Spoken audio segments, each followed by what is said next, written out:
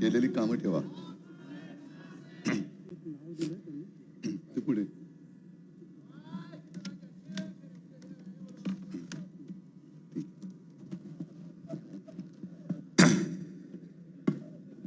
व्यासपीठावर उपस्थित महाराष्ट्र नवनिर्माण सेनेचे अध्यक्ष राज ठाकरे, संजय तर आमच्या दोघांचा कॉमन मित्र आहे. व्यासपीठावरील सर्वच तिन्ही पक्षाचे, राष्ट्रवादीचे सुद्धा नेते आहेत आणि उद्याचे या नगराचे नगरसेवक आणि जमलेल्या माझ्या तमाम हिंदू बांधवांनो, भगिनींनो आणि मातांनो, जरा आवाजाची गडबड आहे. आणि एक 4 दिवसापूर्वी मला मुलाखतकाराने विचारलं होतं, इस चुनाव की खासियत क्या है? म्हटलं खासी यही खासियत है. सगळेजण खोकतायत, सगळ्यांनाच घशाचा त्रास होतोय आणि हा काय अचानक नाही झालेला. त्याच्या मागे हे सगळं जे काय राजनी सांगितलं ते षडयंत्र हळूहळू हळूहळू आपल्या गळ्यापाशी आवळत आवळत आवळत हा केवळ माझा नाही तर आपल्या सगळ्यांचा आवाज चेपण्याचा प्रयत्न चाललेला आहे. आज राज, तू 2 उमेदवार दाखवले ज्यांना 5 कोटीची ऑफर होती, 1 कोटीची होती. तशा त्या आणखीन एक ताई आहेत, ज्योतिताई, त्यांना पण ऑफर होती. त्यांनी नकार दिला. नाहीतर कोटी कोटी रुपये घेतल्यानंतर आपल्याला काय कळलं असतं. पण त्यांनी नकार दिल्यानंतर आपण काय करणार आहात हा प्रश्न आहे. पण आजच सकाळी तुमच्याकडे सुद्धा आलं असेल, कारण आता सोशल मीडिया खूप सगळीकडे पसरलेला आहे. इन्स्टावरती काही रील फिरतायत. मी मगाशी आल्या राजू पाटलाने विचारलं की कल्याणमधलाच तो विभाग आहे ना, विभाग क्रमांक 29. हा, ज्योतिताई आहेत का? या या बघा ताई, तुम्हाला आणि तुम्हाला सगळ्यांना खरंच खूप खूप धन्यवाद देतो आणि खूप निरोगी दीर्घायुष्य लाभो अशी आई जगदंबेच्या चरणी प्रार्थना करतो.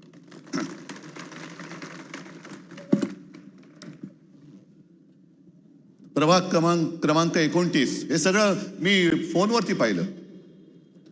घराघरामध्ये पाकिटं जात आहेत, पैशाची पाकिटं. आणि हीच आता निवडणूक संपली आहे, नेमणुका सुरू झालेल्या आहेत. आणि आम्हाला किंवा तुम्हाला असं वाटत असेल की आपण मतदान करतोय म्हणजे आपलं सरकार निवडतोय, मला असं वाटतं की कदाचित शेवटची निवडणूक असेल. कारण याच्या पुढे आता देशाचे पंतप्रधान देश चालवतील असं वाटत नाही, राज्याचे मुख्यमंत्री राज्य चालवतील असं वाटत नाही. कोण चालवेल देश, कोण चालवेल राज्य? आणि आपण बसा बोंबलत, महापौर कोण होणार? मला एक गोष्ट कळत नाही, म्हणजे आम्ही 2 भाऊ 20 वर्षांनी एकत्र आलो. जेव्हा एकत्र नव्हतो तेव्हा विचारत होते एकत्र येणार की नाही येणार, उद्या तुम्ही असे कराल का, एकत्र येणार का? आता आलो. आजच मला कोणीतरी विचारलं की तुमची जी काही युती झाली त्याच्यात जागा वाटप कसा झाला. आणि मी त्यांना उत्तर दिलं, मुळामध्ये आमची युती जागा वाटपासाठी झालेलीच नाही, मराठी माणूस जागा करण्यासाठी आमची युती झालेली आहे. जागा वाटप कसलं, आमचीच जागा आहे. आणि सगळी आम्ही म्हणजे एका घराण्याचीच लेकरं आहोत. आपण सगळी एका मातेची, एका मातीची लेकरं आहोत.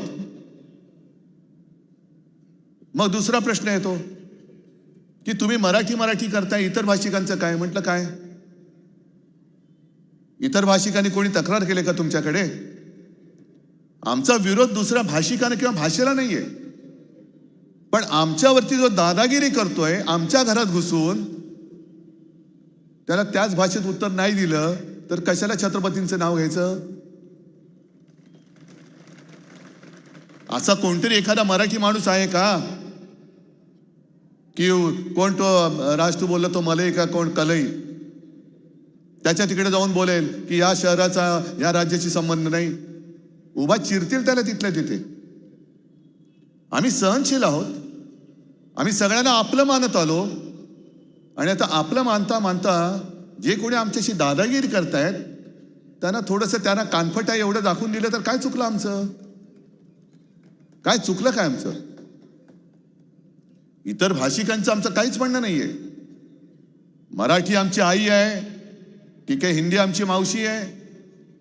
पण या गद्दाराबरोबर जो आणखीन एक गद्दार मुंबईचा गेलाय, तो जे मध्ये बोलला होता की मराठी माझी आई आहे, हिंदी माझी मावशी आहे, आई मेली तरी चालेल.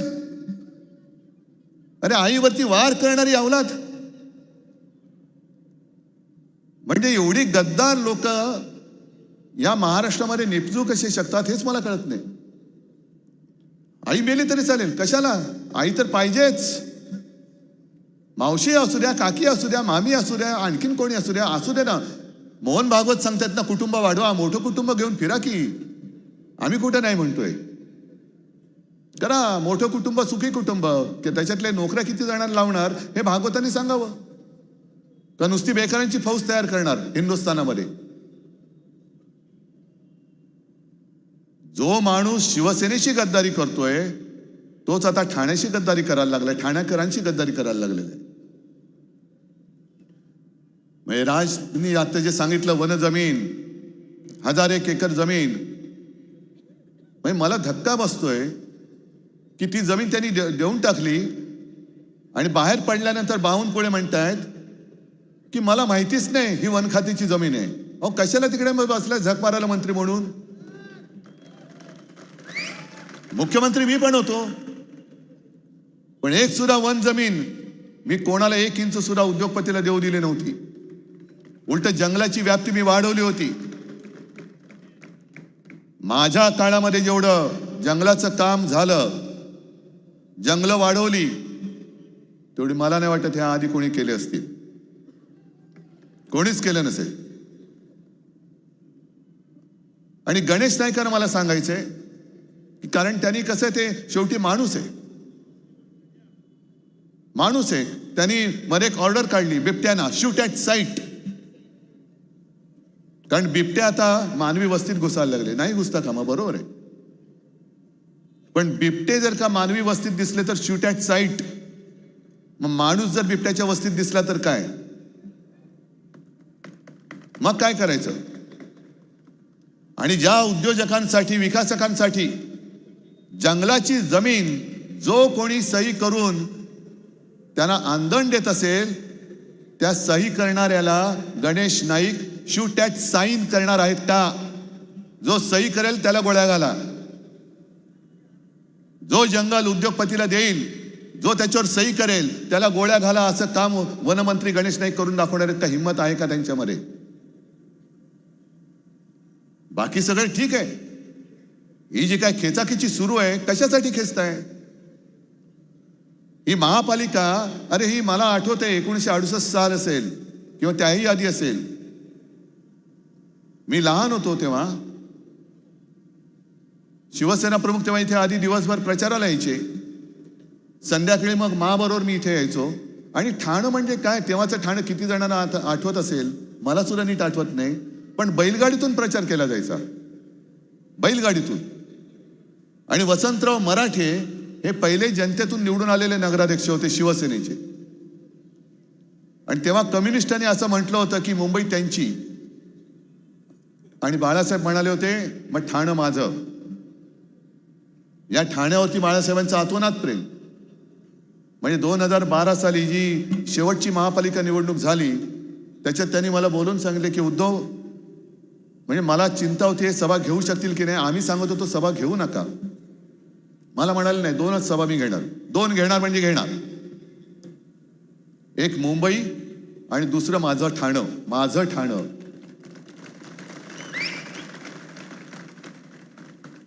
हे एवढं प्रेम बाळासाहेबांचं तुमच्यावरती. आणि मला आजही आठवतंय, आता विकासकाच्या गोष्टी किंवा विकासाच्या गोष्टी या अनेक होत आहेत. तेव्हाची गरज काय होती? अशीच कुठेतरी सभा होती, गावदेवी मैदान असेल, देव आणि कुठलं, कारण मी लहान होतो. आणि बाळासाहेब भाषण करताना चिठ्ठी आली. चिठ्ठीत वाचलं की आम्हाला नाट्यगृह नाही. आणि बाळासाहेबांनी तिथले तिथे वचन दिलं, तुम्ही मला महापालिका द्या, मी तुम्हाला नाट्यगृह दिलं. आणि तसं ते गडकरी रंगायतून उभं राहिलं.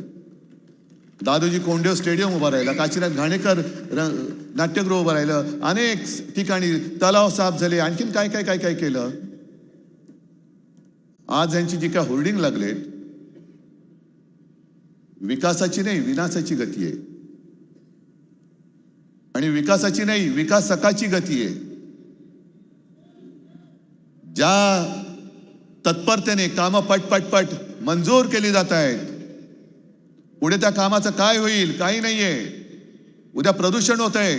अगदी तुम्हाला खेटून असलेल्या मुलुंडमध्ये मेट्रोच्या कामाची पाहणी करायला भाजपचेच आमदार गेले होते, मेहरकोटेच्या. आणि त्यांनी पाहिल्यानंतर ही पेपरमध्ये आलेली बातमी आहे, 100 ठिकाणी वायू प्रदूषणाची जी काही मानकं असतात किंवा काही नियम असतात त्याचं उल्लंघन विकासकांनी केलेले आहे, कॉन्ट्रॅक्टरनी केलेले. काय झालं पुढे? देवेंद्र फडणवीसांना मला विचारतात, देवेंद्र फडणवीसांना मुंबईतलं काय कळतं का? म्हटलं अजिबात कळत नाही. किंबहुना मी असं म्हणेन की भाजप आणि प्रशासन याचा काडी मात्र संबंध नाहीये. कारण मुंबई ठाण्याचं जर काही विल्हेवाट लागली, हे जातील पैसे कमवून, यांना पैसे मिळतील. पण तिकडे मुंबईमध्ये आज श्वास घेताना एवढा त्रास होतो.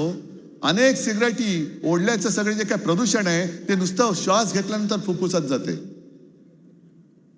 म्हणजे मुंबईमध्ये आता फक्त श्वास घेणं आरोग्यास हानिकारक आहे एवढंच पाट्या लावायचं बाकी आहे.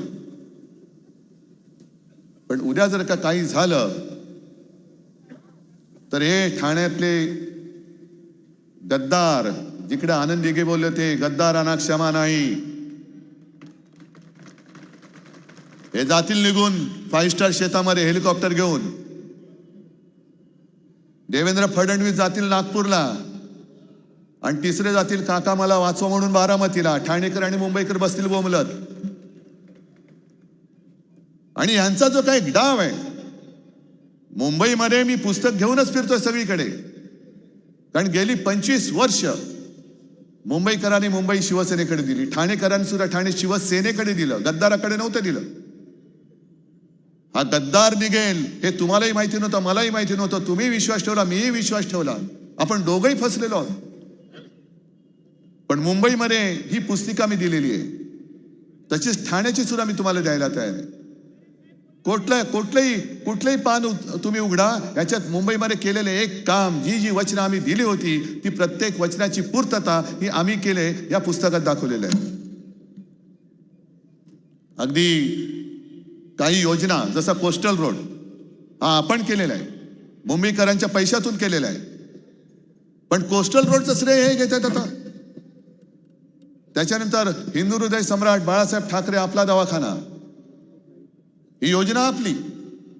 पण यांनी सरकार पाडलं आणि फीत कापली. बरं, फीत कापली ते कापली. ठाण्यामध्ये काय झालं? ठाण्यामध्ये आपला दवाखान्यामध्ये साड्यांचं दुकान काढलं या गद्दारांनी. बाळासाहेब ठाकरे आपला दवाखाना, आत गेलं तर साड्या नेसवा त्या गद्दाराला आणि काढा दिंड त्याची. ज्यांना कॉन्ट्रॅक्ट दिलं, एकाच माणसाला दिलं होतं वाटतं 40 दवाखान्याचं कॉन्ट्रॅक्ट, पगार दिले नाही, बंद. कोणता कारभार चालले? कोणासाठी कारभार करताय? आणि जो एक अभिमानाने मी सांगत होतो, नेहमी एक गंगाजळी ज्याला म्हणतो आपण, महापालिकेची स्वतःची एक पैशाची साठवण पाहिजे, जी मुंबईची 92,000 कोटीपर्यंत आपण नेली होती. 92,000 कोटी. या हरामखोरांनी 70,000 कोटीपर्यंत काढली. आता या ठेवी कशासाठी असतात? जे शहरासाठी पुढची 50 वर्ष 100 वर्ष आवश्यक असलेले प्रकल्प आहेत त्याच्यासाठी या ठेवी वापरल्या जातात. कामगारांची देणी देण्यासाठी ठेवली जातात. आणि नाहीतर त्याच्या व्याजावरती सुद्धा महापालिकेची बरीच कामं चालतात. एखादं काम जसं कोस्टल रोड त्या ठेवीतून केलं, पण ते काम देताना आवक जावक बघावी लागते की किती खर्च येणार आहे, किती पैसा लागणार आहे. मग हा पैसा एवढा दिल्यानंतर इकडे पैसा परत कुठून येणार आहे, याचा काही ताळमेळ न घालता मुंबईच्या डोक्यावरती आता 3 लाख कोटीचं देणं करून ठेवले. 3 लाख कोटीचा घोटाळा याने मुंबईत केलाय. ठाण्याची तर तिजोरी मला वाटतं चाटून पोचून म्हणजे जे फडणवीस सांगतात ना, ठेवी काय चाटायचे असतात का? अहो इकडे ठाण्यातल्या तुमच्या गद्दार साथीदाराने ठेवी तर सोडा, तिजोरी पण चाटून पुसून टाकली असेल. निवडणूक झाल्यानंतर, आपली सत्ता आल्यानंतर कळेल तिजोरीमध्ये काही शिल्लक ठेवले की नाही. नव्या मुंबईची तिजोरी त्यांनी खाली केलेली आहे, ठाण्याची तिजोरी खाली केली आहे. आणि काही महिन्यांपूर्वी तुम्हाला आठवत असेल, नरेंद्र मोदी मुंबईत आले होते आणि त्यांनी भाषण केलं होतं, बैंक में पैसा रख कर विकास नहीं होता है जी. मग एफडीची जी संकल्पना आहे ही मोडीत का नाही काढत? का सगळे जे चाकरमानी आहेत, जे नोकरी करतात, पगार मिळवतात आणि त्यातनं काही पैसे वाचून फिक्स डिपॉझिट मध्ये ठेवतात भविष्यासाठी, कशासाठी ठेवतात? का नाही त्याने सांगत की उधर पैसा रखकर कुछ होता नहीं जी, तुम्ही काय देणार आहात पैसे? पण मोदींचं जे एक षडयंत्र आहे, एक तर संपूर्ण कारभार नासून टाकलेला आहे. देश संपूर्णपणे अदानीच्या हातामध्ये द्यायचा, महापालिका पूर्णपणे भिकारी करून टाकायच्या. महापालिकेचे जे काय नेहमीचे येणारे स्रोत होते ते सगळे आज केंद्राच्या हातात गेले. मुंबई, ठाणे, महाराष्ट्रातले सगळे उद्योग हे गुजरातला नेलेले आहेत. आणि मग मुंबई महापालिका भिकारी करायची, ठाणा भिकारी करायची, नवी मुंबई भिकारी करायची. पूर्वी ऑक्ट्रायच्या निमित्ताने जो थेट पैसा महापालिकेच्या तिजोरीत यायचा तोही आता बंद झालाय. आता जीएसटी थेट जातो दिल्लीत. आणि मी मुख्यमंत्री होतो तेव्हा दर वेळेला चौकशी करायचो, किमान 20 ते 25 हजार कोटी रुपये हे दिल्लीतनं येणं बाकी असायचं, किमान 20 ते 25 हजार कोटी. मग प्रत्येक वेळेला आम्हाला त्यांना सांगावं लागायचं की अहो आमच्या हक्काचे पैसे आम्हाला द्या. मग ते पैसे तिकडनं आल्यानंतर महापालिकेला पैसे द्यायचे, मग महापालिका ही नागरिकांच्या सेवा सुविधांसाठी ते पैसे वापरणार. याचा अर्थ स्पष्ट आहे की महापालिकांच्या तिजोऱ्या खणून काढायच्या, खणून. पूर्वी छत्रपती शिवाजी महाराजांनी स्वराज्यासाठी सुरत लुटली होती, आता हे दोन सुरतवाले छत्रपतींचा महाराष्ट्र लुटतायत. जेवढा इंग्रजांनी आपल्याला लुटलं नव्हतं तेवढे भाजपवाले आपल्याला लुटतायत. आणि मग पूर्ण यंत्रणा मारून टाकल्यानंतर रोज उठून सगळ्या महापालिका, सगळी राज्य ही मोदींच्या दाराशी भिकेचा कटोरा घेऊन उभी राहिली पाहिजेत. आणि ते देतील तेवढे तुकडे घेऊन जायचं, वरती आवाज नाही करायचा. हे असं आपल्याला आयुष्य पाहिजे? आज ज्या काही निवडणुका चाललेल्या आहेत, साध्या साध्या नगरसेवक पदासाठी तुम्ही करोडो रुपये वाटताय. मग जर समजा 5 कोटी रुपये यांनी घेतले नाहीत पण अनेकांनी दुसऱ्यांनी घेतले नसतील कशावरून? आणि पूर्ण राज्यभर आज 29 महापालिका आहेत, असा कोटी एक एक कोटी, किती कोटींचा पाडा म्हणायचा तुम्ही म्हणा. तो म्हटल्यानंतर तो दिलेला पैसा हा कोणाच्या खिशातून काढणार? म्हणजे खिशात तुमच्याच हात घालणार आहेत. आणि जर तुमच्या खिशात हात घालणार नसतील तर मग हा काय ड्रग्सचा पैसा आहे का? साताऱ्यामध्ये जी एका ड्रग्सच्या फॅक्टरीवरती धाड पडली, सुषमाताईंनी त्याचं सगळं बिंग फोडलं होतं, पण काही नाही. देवेंद्र फडणवीस, मी म्हणेन एवढं कोडगं सरकार आजपर्यंत महाराष्ट्राला कधी लाभलं नव्हतं. कोडगे आहेत सगळे, निर्लज्ज आहेत. विधिमंडळामध्ये सुद्धा शिवसेनेच्या आमदारांनी पुराव्यानिशी प्रकरणे त्याने दिली. कोणाचे डान्स बार आहेत, कोणाच्या काय अवैध खाणी आहेत, काही नाही. Clean chit, clean chit. आणि आम्ही काही जर का केलं तर बोंबा बोंब, आम्ही करतच नाही पण बदनाम करून टाकायचं. म्हणून काल जे मी म्हटलं त्याच्या आधी म्हटलं होतं की पूर्वीचा भाजप होता तो आता मेला आहे. मी हे स्पष्ट सांगतोय, कारण पोपट मेला आहे कोणतरी सांगण्याचं धाडस करायला पाहिजे, ते मी करतोय. पूर्वीचा भाजप मेला आहे. कारण पूर्वीच्या भाजपामध्ये राष्ट्र प्रथम होतं. आत्ताचा भाजप हा चोर प्रथम, भ्रष्टाचारी प्रथम, गुंड प्रथम. तुमच्या ठाण्यातला एक तो गुंड, काय त्याचं नाव, त्याला वर्ण आधी अडवलं होतं, त्याच्यानंतर घेतलं त्याला. म्हणजे भाजपचं कसं झालेलं आहे की आधी करायचं, म्हणजे आता ही वनजमीन दिली, त्याच्यानंतर त्या तुषार आपटेला स्वीकृत नगरसेवक केलं, आणखीन कोणी मग काहीतरी केलं. मग त्या पालघरच्या साधू हत्याकांडात ज्याच्यावरती आरोप केले त्याला पक्षात घेतलं. आणि मग लोकांनी म्हणजे आधी कपडे काढायचे, स्वतःच कपडे काढणार आणि लोक असली तर पुन्हा निर्लज्जपणे कपडे काढणार. पण मधल्या काळात काढले होतेच ना कपडे, पाहिले ना लोकांनी. पूर्वी ती एक पेनची जाहिरात होती ना, सब कुछ दिखता है, तसं भाजपचं चाललेलं आहे. अगदी कोडगेपणाने लोकांची मनं वगैरे. या कल्याण डोंबिवलीमध्ये सुद्धा जनसुनावणी झाली. अदानी सिमेंटचा प्लांट टाकतोय ना, अदानी सिमेंटचा प्लांट कल्याण डोंबिवलीमध्ये. प्रदूषण होणार आहे. आज बऱ्याच दिवसांनंतर माझ्या वेळेला एकदा झालं होतं आणि तेव्हा मी त्या प्रदूषण करणाऱ्या फॅक्टऱ्यांना टाळं लावायला सांगितलं होतं. मला आधी सूचना दिली कोणीतरी, कारण सगळे कसे जपून जपून असतात. मी गेलो तिकडे, गुलाबी रस्ता, म्हणजे त्याच्यावर सुद्धा आता गाणं येईल, गुलाबी रस्ता आणि बाकी काय छान छान म्हणून. गुलाबी रस्ता झालेला. मी गेलो, खरंच गुलाबी. म्हटले कसं काय झालं? कारण मोदी आहे तो मुमकिन आहे. रस्ता गुलाबी पण होऊ शकतो, गुलाबी आणखीन काही होऊ शकतं. मोदी आहे तो मुमकिन आहे. आणि मला मग मी विचारलं याच्यावर उपाय काय? मग मला अधिकाऱ्यांनी सांगितलं की साहेब आपण असं करू, यांना सांगू 6 महिन्यामध्ये तुम्ही ज्या गोष्टींमुळे प्रदूषण होतंय ते प्रदूषण होऊ न देणारी उपकरणं लावा, नाहीतर आम्ही तुम्हाला बंद करू. म्हटलं नाही, तसं नाही करायचं. त्यांना सांगायचं आधी तुमच्या कारखान्याला मी टाळं लावतोय, तुम्ही ताबडतोब ती उपकरणं लावा. 6 मिनिटात लावा, 6 तासात लावा, 6 महिन्यात लावा, 6 वर्षात लावा, नाही तर नका लावू. पण जोपर्यंत तुम्ही लावत नाही तोपर्यंत तुमचं टाळं मी उघडत नाही. मग पुढे काय झालं माहिती नाही. परत गुलाबी रस्ता, गुलाबी रस्ता आणि पैसे छान छान. हा कसा चालणार कारभार? आज ज्या गोष्टी आम्ही तुमच्यासाठी केल्या ह्या तुमच्या समोर आहेत. वचननामा सुद्धा आम्ही तुमच्या समोर दिलेला आहे. आणि ठाणेकरांना मला विचारायचंय, आम्ही 2 भाऊ कशासाठी एकत्र आलो? जर उमेदवाराला 5 कोटीची ऑफर होत असेल तर आम्हाला कितीची ऑफर होऊ शकते? का म्हणून आम्ही रक्त आठवायचं? का म्हणून आम्ही यांच्या समोर उभं राहायचं? पण आमच्यातलं जे रक्त आहे, ठाकरे रक्त, हे आम्हाला गप्प नाही बसू देत. ज्या प्रबोधनकार ठाकरेंनी संयुक्त महाराष्ट्राच्या चळवळीमध्ये नेतृत्व केलं होतं, त्यांची आम्ही नातवंड आहोत. आम्ही त्यांचे लाड जरूर करू.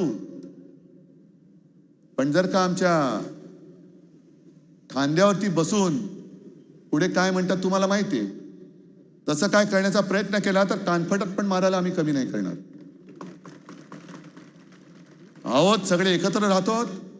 हे सुद्धा मी मुंबई मॉडेल म्हणून पुस्तक केलेलं आहे. कोरोनाचा काळ काय होता तुम्हाला माहिती आहे?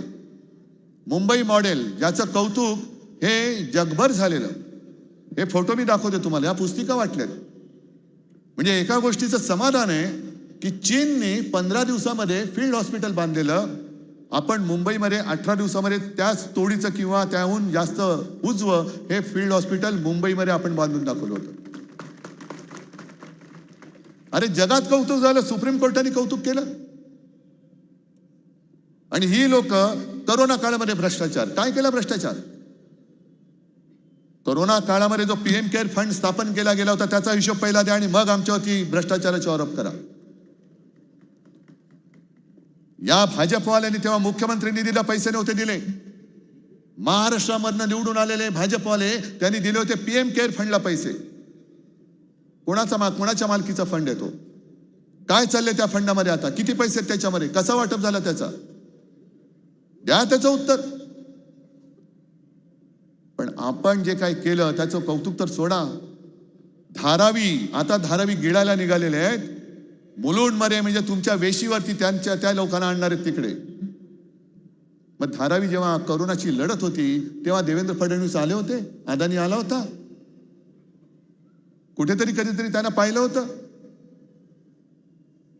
पण जेव्हा मी महाराष्ट्र वाचवत होतो, मुंबई वाचवत होतो, त्याच वेळेला उत्तर प्रदेशमध्ये गंगेत भाजप शासित राज्यामध्ये गंगेत प्रेत वाहत होती. हिंदू मुस्लिम करताय ना, मग गंगेत वाहणारी प्रेत कोणाची होती? हिंदूंची होती का मुसलमानांची होती? गुजरातमध्ये मैदानामध्ये चिता जळत होत्या, कोणाच्या होत्या त्या? हिंदूंच्या होत्या का मुसलमानांच्या होत्या? का तुम्ही आमच्या या रोजच्या जीवनाच्या निवडणुकीमध्ये धर्म का आणतायत? भाषिक विष का कालवतात? सुरुवात त्यांनी केलेली आहे, शिवसेनेची आणि राजची आणि अर्थात पवार साहेबांची. जर सत्ता आली तर अमुक अमुक महापौर होईल. मग आम्ही जेव्हा म्हटलं की मुंबई आणि आज ठाण्याचा सुद्धा महापौर मराठी होईल, मग हे म्हणायला लागले नाही महापौर हिंदू होईल. का हो? तुम्ही मराठी माणसाला हिंदू नाही मानत? आम्ही सांगतो ना, जे शिवसेना प्रमुख सांगायचे की देशामध्ये आम्ही हिंदू आहोत पण महाराष्ट्रामध्ये आम्ही मराठी आहोत. देशामध्ये आम्ही हिंदू आहोत पण गुजरातमध्ये आम्ही गुजराती आहोत. देशात आम्ही हिंदू आहोत, बंगालमध्ये बंगाली आहोत. प्रत्येक भाषेचा प्रांत आहे आणि त्या प्रांतामध्ये त्या भाषेचा मान हा राखला गेलाच पाहिजे. आम्ही आमच्या घरात आमच्या भाषेचा मान मागतो आहोत, तुमच्या घरात येऊन नाही मागत आहोत. आणि इतर राज्यामध्ये मला एक माणूस असा दाखवा, मराठी माणूस जो तिकडे जाऊन दादागिरी करतोय. आहे कोण? तिथे जाऊन तो बिल्डर झालाय आणि तिथल्याच माणसाला घर नाकारतायत, उभा चिरतील त्याला तिथल्या तिथे. आमचं भांडण फक्त न्याय हक्कासाठी आहे. आम्ही ही सगळी कोरोना काळामध्ये जी कामं केलेत याच्यामध्ये सर्व भाषिकांची, सर्व अगदी मुसलमान सुद्धा त्याच्यामध्ये होते, त्यांना सुद्धा उपचार केलेले आहेत. ख्रिश्चन सुद्धा होते, त्यांचे सुद्धा उपचार केलेत. गुजराती होते, उत्तर भारतीय होते, जैन होते, सगळेच होते, त्यांना सुद्धा उपचार करून आपण बरं करून घरी पाठवलेले आहे. जी कामं आपण ठाण्यात केली, मुंबईत केली, कोस्टल रोड केला, त्या कोस्टल रोडवरनं सगळेच जातात ना, सगळे धर्मीय जातात, सगळे भाषिक जातात. आणि विशेष म्हणजे तो कोस्टल रोड हा टोल फ्री आहे, गडकरींसारखा टोलवाला नाही आहे तो. मुंबई गोवा रस्ता 200 वर्ष खड्डा पडणार नाही. अरे 200 वर्ष तो होणार की नाही हे आम्हाला कळत नाही अजून. किती वर्ष चालू आहे चालू आहे चालू आहे.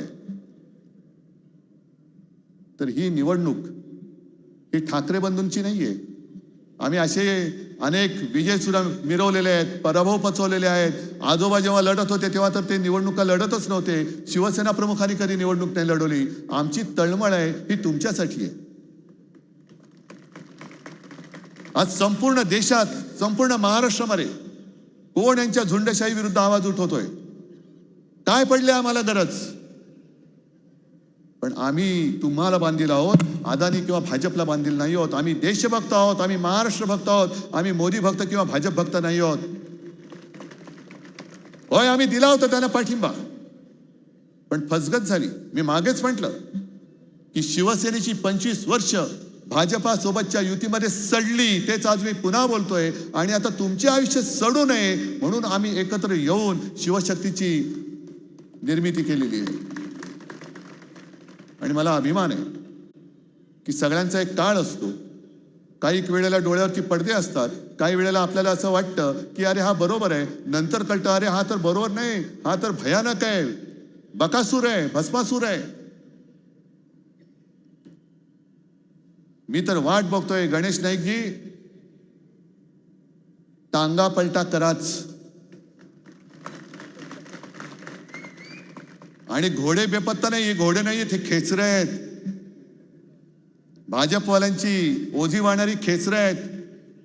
उद्या ज्या परत्या बाजूच्या अंबरनाथ मध्ये काय केलं पाहिलं ना? यूज अँड थ्रो वापरलं आणि फेकून दिलं त्यांना. उद्या या मिंदेचं सुद्धा मुंबईत, ठाण्यात सगळीकडे हेच करतील, यूज अँड थ्रो. कारण भाजप हा निर्गुण आहे. ज्या शिवसेना प्रमुखांनी मोदींना वाचवलं, नाहीतर मोदी आज दिसले नसते, त्या शिवसेना प्रमुखांची शिवसेना हे खतम करायला निघालेत. ही यांची औलाद आहे. ज्या शिवसेना प्रमुखांनी देशाच्या आणि महाराष्ट्राच्या राजकारणामध्ये भाजपला 2 घास खाऊ घातले, ते जर का खाऊ घातले नसते तर भाजप देशाच्या राजकारणात कुपोषणाचा पहिला बळी ठरला असता, मेला असता तेव्हा. त्याच्यामुळे भाजप कोणाचा नाहीये, गद्दार कोणाचे नाहीये. इथे राहणार आहोत तुम्ही आणि आम्ही. आपली बांधिलकी या मातीशी आहे, त्या मातीला जागा तुम्ही. हे असे गद्दार येतील आणि जातील, पण तुमच्यासाठी लढणारे कोणी येणार नाही. आज आम्ही दोघं उभे आहोत. आज जर का चुकलात तर उद्या म्हणतील लोक, अरे कशासाठी यांच्यासाठी लढायचं, का लढू आम्ही. पण आम्ही हिंमत हारणारे नाही आहोत. ही आज एवढी तोबा गर्दी इकडे दिसते, ही पैसे न देता किंवा पैसे न घेता आलेले लोक आहेत.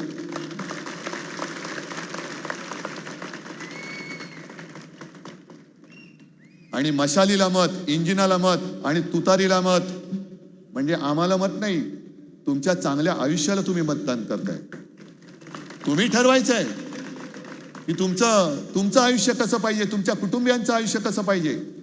हवा स्वच्छ पाहिजे, शिक्षण स्वच्छ पाहिजे, पाणी स्वच्छ पाहिजे, का तिकडे भाजप शासित राज्यात दूषित पाण्याने जी लोक मेली, आजारी पडली, तसं पाणी तुम्हाला पाहिजे का.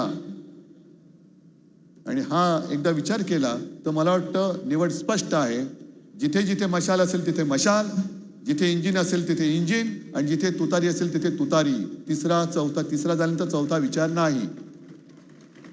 एवढी स्पष्ट स्वतःच्या आयुष्याची दिशा ठरवणारी निवडणूक आहे. त्याच्यामुळे ती दिशा ही तुम्हीच ठरवायची. तुम्ही एकदा ठरवल्यानंतर पुढची सगळी वचनं पाळण्याची जबाबदारी ही आमच्या 2 भावांची. आणि हा ठाकरेंचा शब्द आहे, मोदी गॅरंटी नाहीये.